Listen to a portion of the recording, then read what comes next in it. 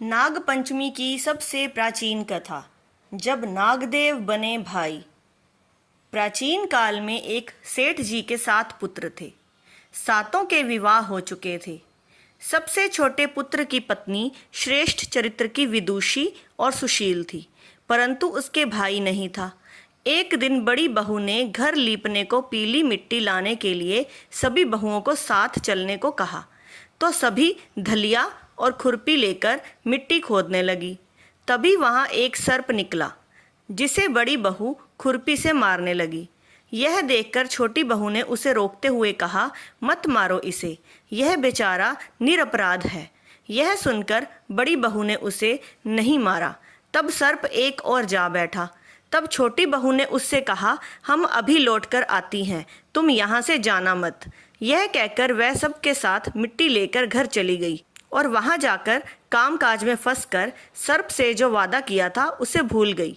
उसे दूसरे दिन वह बात याद आई तो सबको साथ लेकर वहाँ पहुँची और सर्प को उस स्थान पर बैठा देखकर बोली, सर्प भैया नमस्कार।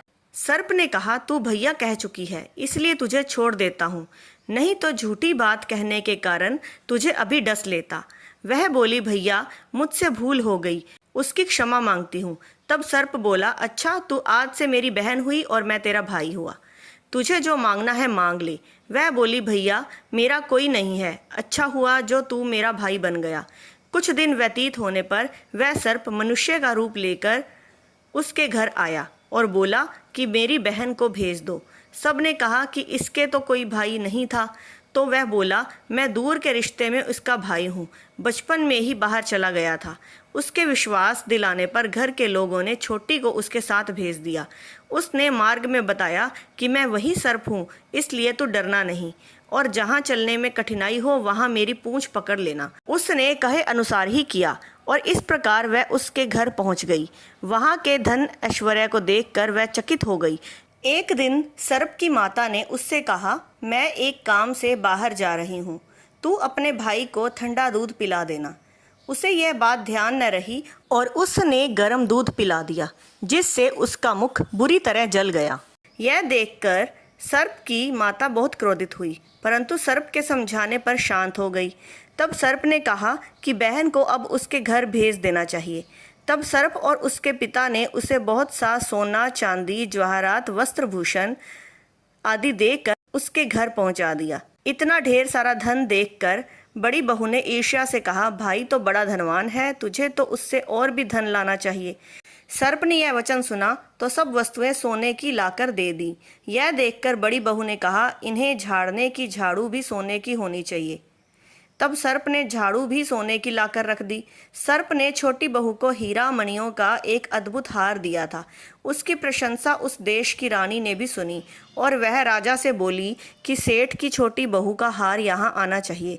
राजा ने मंत्री को हुक्म दिया कि उससे वह हार लेकर शीघ्र उपस्थित हो। मंत्री ने सेठ जी से जाकर कहा कि महारानी जी छोटी बहू का हार पहनेंगी, वह उससे लेकर मुझे दे दो। सेठ जी ने डर के कारण छोटी बहू से हार मंगाकर दे दिया।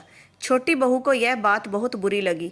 उसने अपने सर्प भाई को याद किया और आने की प्रार्थना की, भैया रानी ने हार छीन लिया है, तुम कुछ ऐसा करो कि जब वह हार उसके गले में रहे तब तक के लिए सर्प बन जाए, और जब वह मुझे लौटा दे तब हीरों और मणियों का हो जाए। सर्प ने ठीक वैसा ही किया। जैसे ही रानी ने हार पहना वैसे ही वह सर्प बन गया। यह देखकर रानी चीख पड़ी और रोने लगी। यह देखकर राजा ने सेठ के पास खबर भेजी कि छोटी बहू को तुरंत भेजो। सेठ जी डर गए कि राजा न जाने क्या करेगा। वे स्वयं छोटी बहू को साथ लेकर उपस्थित हुए। राजा ने छोटी बहू से पूछा, तूने क्या जादू किया है, मैं तुझे दंड दूंगा। छोटी बहू बोली, राजन धृष्टता क्षमा कीजिए, यह हार ही ऐसा है कि मेरे गले में हीरों और मणियों का रहता है और दूसरे के गले में सर्प बन जाता है। यह सुनकर राजा ने वह सर्प बना हार उसे देकर कहा, अभी पहन कर दिखाओ। छोटी बहू ने जैसे ही उसे पहना वैसे ही हीरों मणियों का हो गया। यह देखकर राजा को उसकी बात का विश्वास हो गया और उसने प्रसन्न होकर उसे बहुत सी मुद्राएं भी पुरस्कार में दे दी। छोटी बहू अपने हार और मुद्राएं सहित घर लौट आई। उसके धन को देखकर बड़ी बहू ने ईर्ष्या के कारण उसके पति को सिखाया कि छोटी बहू के पास कहीं से धन आया है।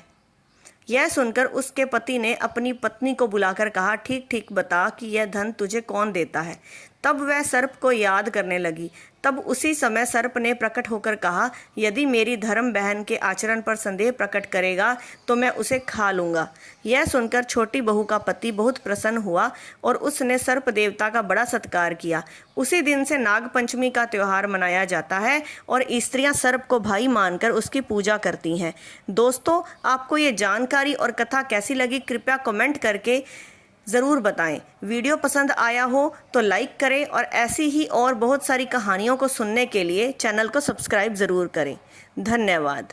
जय महाकाल, जय भोलेनाथ, हर हर महादेव।